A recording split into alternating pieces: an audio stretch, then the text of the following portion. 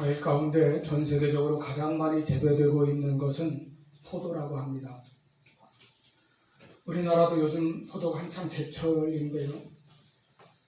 예수님께서 이 땅에 오셨던 유다 땅에도 포도 농사가 많이 있었습니다. 흔히 이스라엘의 주요 3대 과수를 무화과, 포도, 감람나무, 올리브나무죠. 이렇게 꼽는다고 하는데 그런 만큼 유대 땅에는 포도원이 곳곳에 있었겠죠.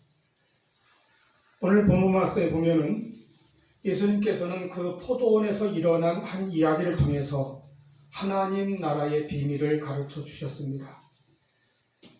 예수님의 비유는 이렇게 일반 서민들의 일상생활이나 주변에서 쉽게 볼 수 있는 그런 소재들을 통해서 천국, 하나님 나라의 놀라운 비밀을 우리에게 보여주신다는 특징이 있습니다. 오늘 본문의 이 비유는 흔히 포도원 품꾼의 비유로 그렇게 알려졌지만 예수님께서 말씀하신 그 내용은 천국은 마치 품꾼을 얻어 포도원에 들여보내려고 이른 아침에 나간 집주인과 같다. 천국은 집주인과 같다. 이렇게 말씀합니다. 집주인의 그 포도원 주인의 행동, 포도원 주인의 태도, 그의 방법이 바로 천국이다. 이런 말씀입니다. 즉 이 비유에서 천국이 어떤 곳인가를 우리에게 보여주고 설명하는 것은 포도원 주인의 태도와 행동, 그의 방법, 그의 원리, 그의 마음인 것입니다. 그렇다면 이 주인의 방법은 무엇입니까? 그는 포도원에서 일할 일꾼을 찾기 위해 이른 아침부터 나갑니다. 품꾼들이 모이는 그런 장소인 시장에 가서 먼저 몇 사람을 채용하였지요. 그들에게 하루 품삯으로 한 데나리온을 약속하였습니다.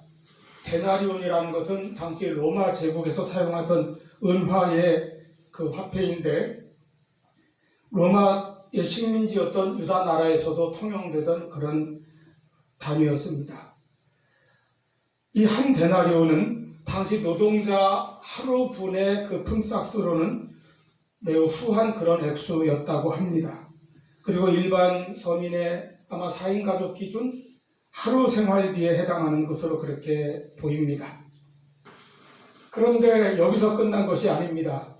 제3시, 그러니까 오전 9시에도 이 주인은 또 나가서 몇 사람을 더 고용하여 포도원으로 들어가게 합니다. 그리고 제6시 또 제9시, 즉 낮 12시, 오후 3시, 심지어 하루 일과가 거의 끝나가는 제11시, 우리 시간으로 오후 5시, 그때도 나가서 새로 품꾼들을 더 모집하여 포도원에 들여보냅니다. 일단 이런 과정이 이상하지 않습니까? 자, 그런데 오후 6시에 일과가 끝나고 주인은 차례로 품삯을 나눠주는데 관례에 따라 가장 늦게 온 사람부터 지급합니다. 그들에게 한 데나리온을 주라고 청직에게 명합니다. 그들도 놀랐을 것이고 또 먼저 온 사람들은 그것을 보고 자기들은 혹 더 받지 않을까 이런 기대를 가졌습니다. 그런데 주인은 그들에게도 한 데나리온씩을 주었습니다. 그러자 그들이 불평을 합니다. 주인은 그들에게 자신이 처음에 계약할 때에 약속한 대로 지급하는데 아무 이상이 없다는 것을 상기시켜 주었습니다. 이것도 좀 이상하게 느껴집니까? 바로 그 이상한 것이 이 주인의 방법이고 천국의 방법입니다. 천국의 원리는 세상 것과는 다르다는 것을 우리가 먼저 깨달아야 하겠습니다. 이 비유를 통해서 주님께서는 천국의 어떤 특성을 가르쳐 주십니까? 이 포도원 주인을 통해서 우리를 향하신 하나님의 은혜와 하나님의 방법을 말씀하십니다. 즉 천국의 원리를 가르쳐 주시는 것입니다. 첫째, 이 주인이 새벽부터 시장에 나가서 품꾼을 찾았듯이 하나님께서는 우리를 항상 먼저 찾으시고 먼저 부르셨다는 사실입니다. 이것은 우리가 천국에 들어가는 것은 오직 하나님의 이와 같은 부르심, 자비와 은혜로 말미암은 부르심 때문이라고 하는 것을 말하고 있습니다. 주인이 포도원에 들여보낼 일꾼들을 찾듯이 하나님께서 우리를 천국에 들여보내시려고 먼저 찾아오셨다고 하는 것입니다. 그렇게 먼저 부르셨다고 하는 이 사랑과 은혜를 우리가 깨닫고 있습니까? 우리나라나 이스라엘이나 또 예나 지금이나 인간 사회에서 많은 이들이 고용 불안의 그런 시대를 삽니다. 하루 일해서 하루 살아가는 품꾼들에게 하루 일할 수 있는 일자리는 정말 귀한 것입니다. 그래서 그 일자리를 찾기 위해 새벽부터 시장터에 나와서 서성거리던 일꾼들이 있었습니다. 그들이 포도원에서 그날 일할 기회를 잡은 것은 전적으로 주인이 그들을 고용했기 때문입니다. 그들만이 아닙니다. 처음에 기회를 놓친 사람들도 오전 9시에 또 하루의 절반이 지나간 정오에 아니 오후 3시에 그리고 심지어 하루 일과가 1시간밖에 남지 않은 오후 5시에 계속해서 품꾼을 데리러 온 그 주인을 만나서 그들은 각각 소중한 기회를 얻게 되었고 저녁에 빈손으로 돌아가지 않게 되었다는 것입니다. 하나님께서는 이렇게 우리를 언제나 찾으시고 부르셔서 천국에 들어갈 수 있는 은혜를 우리에게 베풀어 주십니다. 죄를 짓고 하나님을 두려워하여 나무 그늘에 숨어버린 아담을 향해서 아담아 네가 어디 있느냐 이렇게 먼저 찾으시고 먼저 부르셨던 그때부터 하나님께서는 하나님을 떠난 인간을 찾으셨습니다. 우리 죄인들을 늘 부르셨습니다. 그 부르심이 마침내 사람이 되어 오신 분이 예수 그리스도입니다. 예수님은 우리를 찾으신 하나님의 찾으심입니다. 예수님은 우리를 부르신 하나님의 부르심입니다. 십자가는 오직 하나님께서 먼저 죄인인 우리를 찾으시고 부르시는 그 은혜의 총합입니다. 그렇습니다. 우리에게 주신 천국에 들어갈 믿음은 우리의 어떤 자격이나 공로, 우리가 행한 대단한 업적 같은 것을 통해서가 아니라 누구에게나 값없이 주시는 바로 하나님의 은혜를 통해서 주시는 것입니다. 여러분, 더 나아가서 이 주인이 이른 아침에 한 번만 나간 것이 아닙니다. 오전 9시, 12시 정오, 또 오후 3시, 오후 5시 이렇게 거듭거듭 나가서 그들을 포도원으로 데리고 온 것처럼 하나님은 기회를 놓친 사람들에게도 몇 번이고 찾아오시는 것이 바로 그 크신 은혜입니다. 그리고 그들에게도 똑같이 한 데나리온을 지급한 것도 역시 하나님의 은혜입니다. 여러분, 이 비유는 오늘날 이 사회에서 흔히 발생하는 무슨 고용관계에 대해서 임금 문제에 대해서 말씀하시는 것이 아닙니다. 똑같이 한 데나리온씩을 준 것이 공평하냐 아니냐 공정하냐 하는 경제 개념이나 분배 정의에 대해서 답을 주시는 말씀이 아닙니다. 이 비유는 그 포도원 주인의 자비로운 행동, 자비로운 원리에 대해서 말씀하는 것입니다. 천국은 하나님의 자비와 긍휼, 하나님의 은혜로 우리에게 주어진다는 것을 말씀하는 것입니다. 구원은 결코 인간의 노력이나 자격, 행위나 공로로 받는 것이 아닙니다. 오직 예수 그리스도를 통하여 우리에게 주시는 하나님께서 값없이 주시는 그 은혜로 받는 것입니다. 우리가 천국에 들어갈 수 있는 것은 그러한 주님의 부르심에 믿음으로 응답할 때입니다. 아무리 주인이 품꾼을 고용하려고 불렀어도 거기에 응하지 않는 사람에게는 어떤 기회도 주어지지 않았을 것입니다. 그와 같이 오늘날도 어떤 사람들에게 복음이 전해지고 있으나 그 주님의 부르심에 응답하지 않는 자들은 스스로 구원의 문 밖으로 나가는 것입니다. 그리하여 누가복음 13장 25절 말씀대로 종래는 천국문 밖에서 슬피 울게 되는 날이 올 것입니다. 그러므로 요한복음 3장 18절이 말씀합니다. 그를 믿는 자는 심판을 받지 아니하는 것이요 믿지 아니하는 자는 독생자의 이름을 믿지 아니하므로 벌써 심판을 받은 것이니라. 예수의 복음이, 예수 그리스도가 응답하는 자에게는 구원입니다. 그러나 거절하는 자에게는 그 이름이 심판이 될 것입니다. 우리는 주님의 부르심에 늘 응답하는 귀한 믿음을 가지시기를 바랍니다. 새벽에 일찍 부름받은 품꾼들은 그 부름에 응하여 포도원에 들어왔습니다. 오전 9시, 12시, 오후 3시, 그리고 마지막으로 하루 다 지나가고 이제는 낙심하여 빈손으로 무겁게 집에 돌아갈 생각에 어깨가 축 처져 있던 사람들도 오후 5시에 부름을 받았습니다. 그리고 그들도 응답을 했습니다. 그때 그들에게 포도원이 활짝 열렸습니다. 복음에 대하여, 예수 그리스도에 대하여 믿음으로 응답하면 누구에게나 천국이 활짝 열립니다. 할렐루야. 고린도후서 6장 2절 말씀, 보라 지금은 은혜 받을 만한 때요, 보라 지금은 구원의 날이로다. 천국문이 열려있고 구원의 날이 끝나지 않은 지금 우리가 예수 그리스도 안에서 복음을 들은 것도 은혜이고 성령께서 우리 마음에 믿음을 주셔서 그 복음을 받아들인 것도 은혜입니다. 천국의 은혜는 이와 같이 사람의 공로나 행위의 은혜에 의해서가 아니라, 자격에 의해서가 아니라 우리를 부르시는 주님의 음성에 대한 믿음의 응답에 따른다는 사실을 항상 기억하시기를 바랍니다. 이와 같이 하나님이 먼저 우리를 찾으시고 우리를 부르신 것이 은혜요, 이것이 바로 우리가 누리는 가장 큰 축복입니다. 두 번째로, 하나님께서는 찾으시고 부르신 자들에게 포도원에 들어가서 할 일을 주신다는 것입니다. 주인이 말합니다. 너희는 포도원에 들어가서 일하라.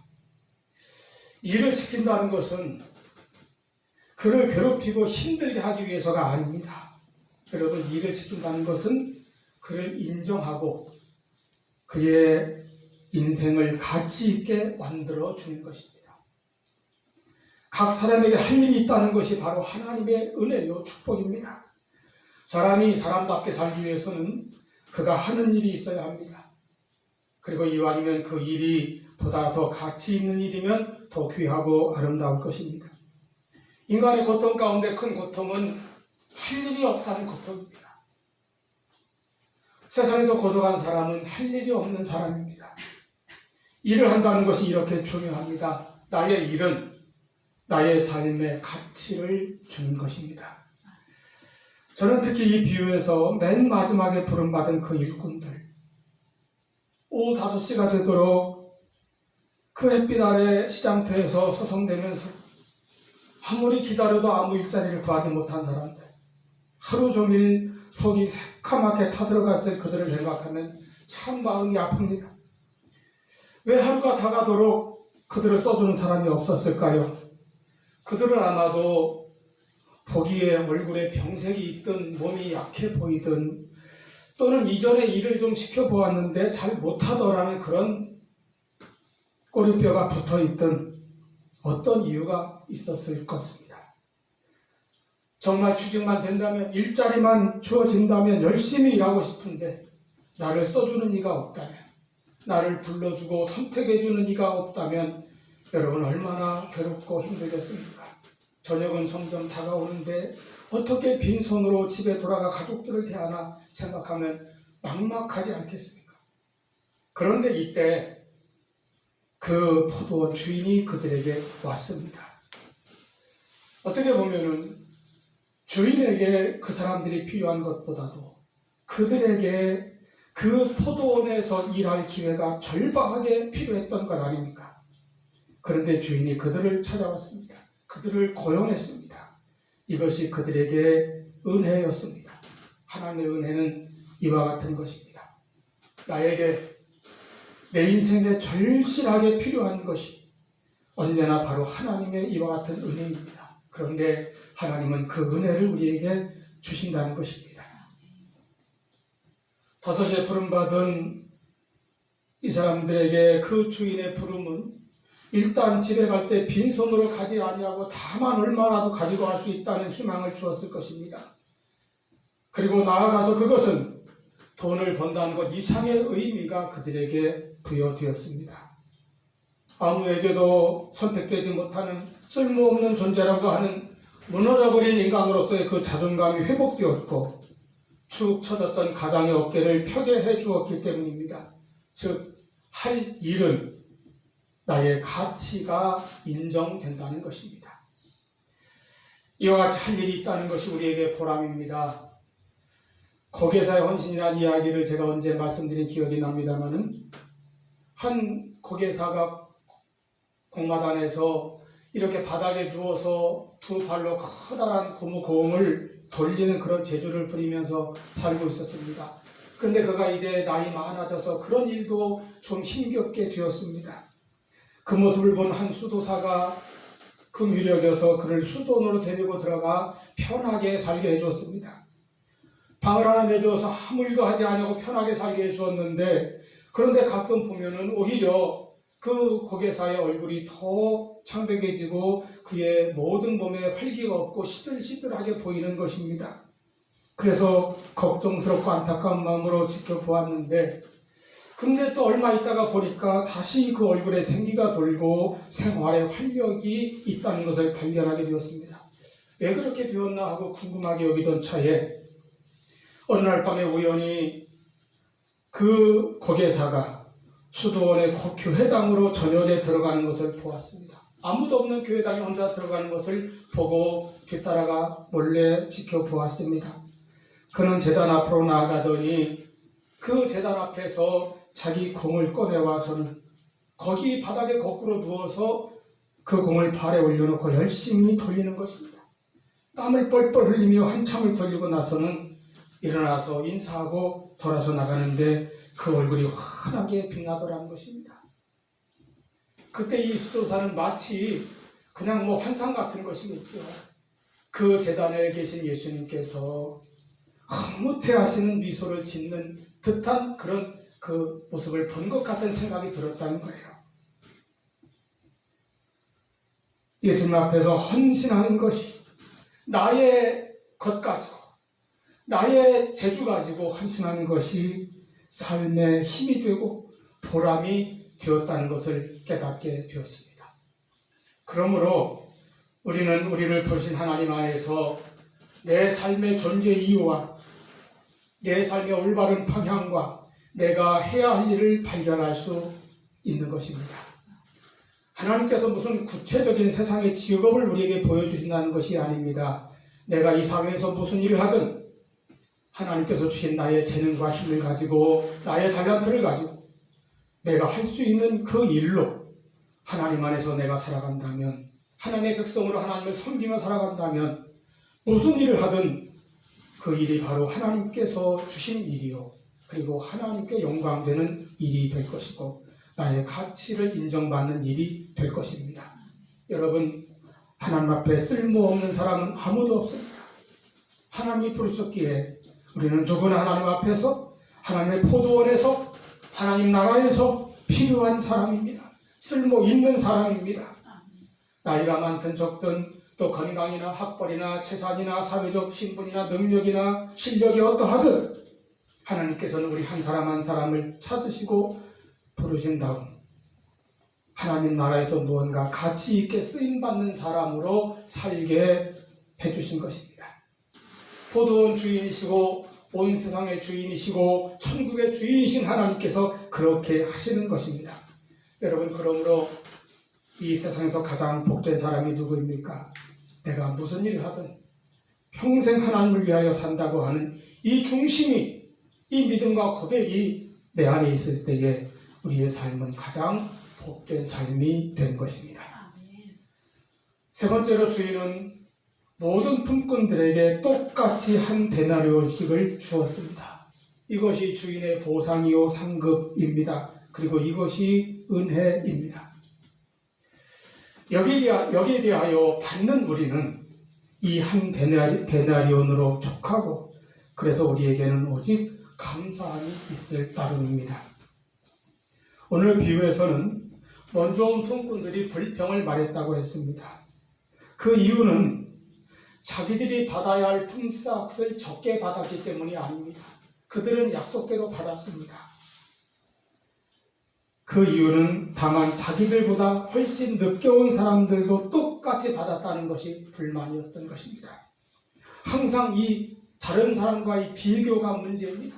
내가 받을 은혜를 받고 감사하면 되는데 왜 남들과 비교하여서 이 비교 때문에 사람에게 교만도 생기고, 비교 때문에 열등의식도 생기고, 비교 때문에 불평도 나오고 원망과 시기, 질투도 나오는 것입니다.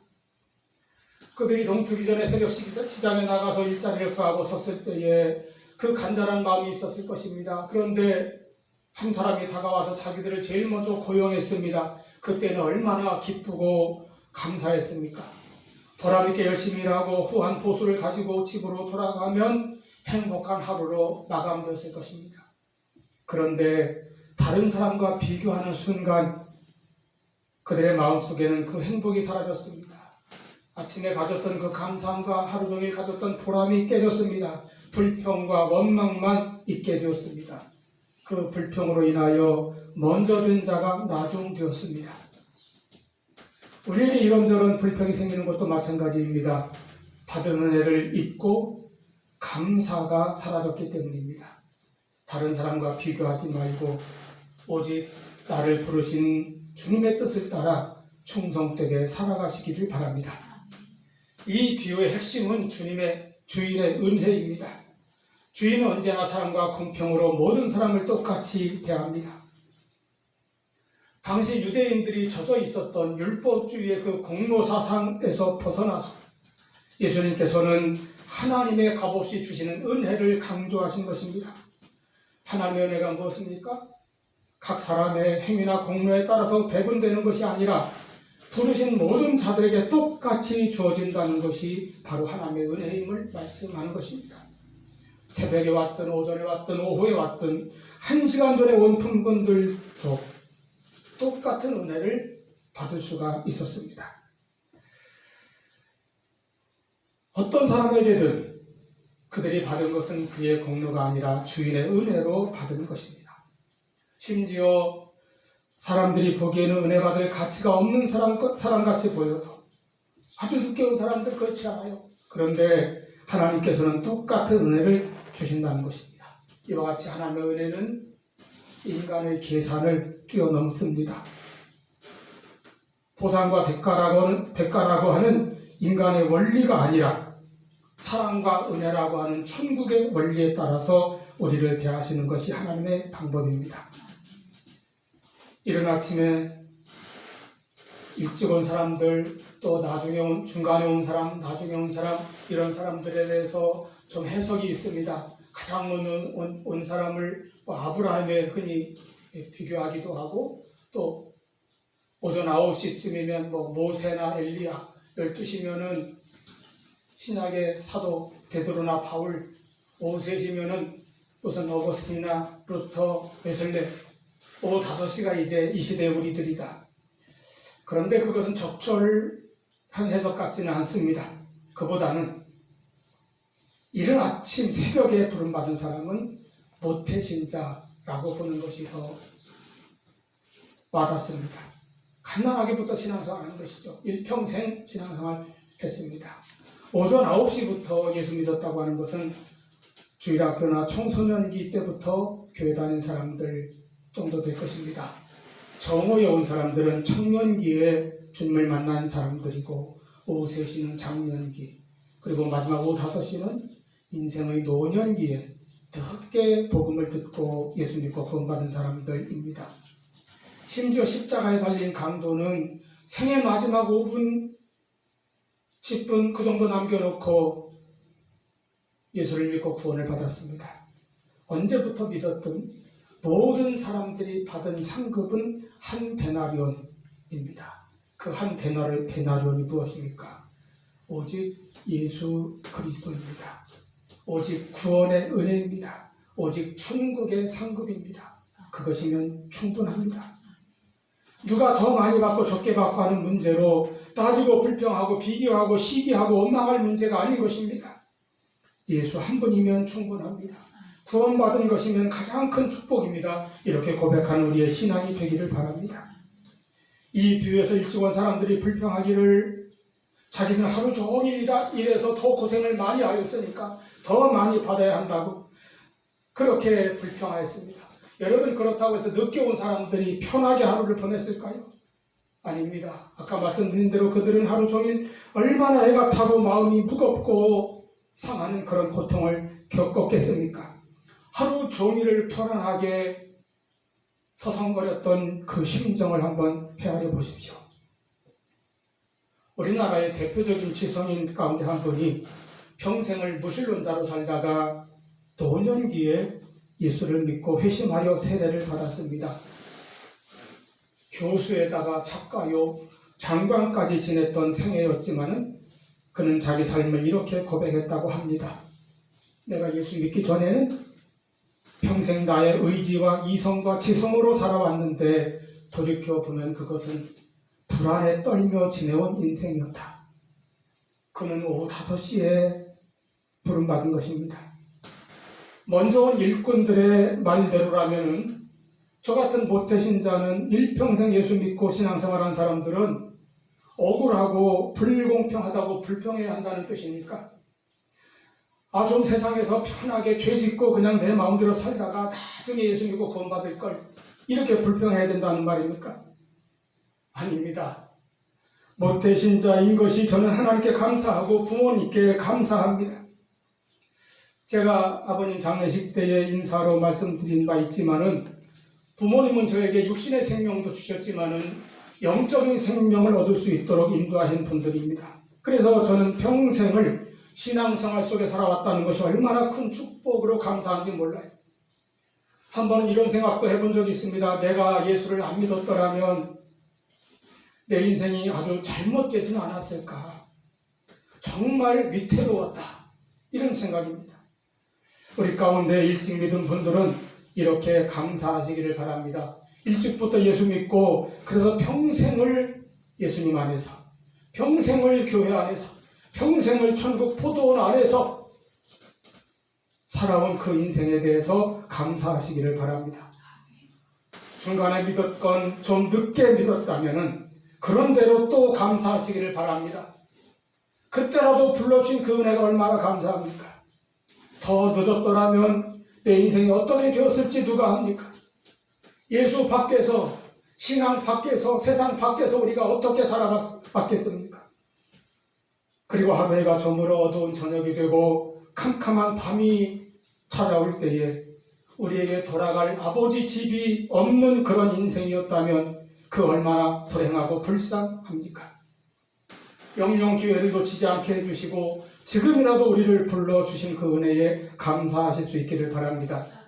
세상 사람은 나를 어떻게 평가할지라도 하나님은 나를 하나님의 일꾼으로, 하나님의 자녀로 그렇게 불러주셨으니 내 모습 이대로 주 받으옵소서 하고 나온 우리들에 대해서 감사하실 수 있기를 바랍니다. 더욱이 그런 우리에게 이렇게 늦게 왔는데도 똑같이 한 데나리온을 주셨다는 것, 똑같이 우리에게 예수 생명, 천국의 영광, 아름다운 그 상급을 주셨으니 얼마나 또 감사합니까?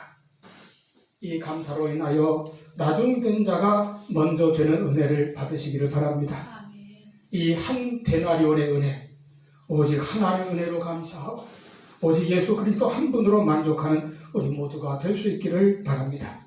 세상 사람이 뭐라 해도 우리는 그리스도인입니다. 우리는 성도요 하나님의 자녀 예수 믿는 사람입니다. 얼마나 영광스러운 특권입니까? 이 세상 무엇과도 바꿀 수 없는 하나님의 포도원에 들어가 일하며 살아가는 우리 모두가 될 수 있기를 축원합니다. 기도하시겠습니다.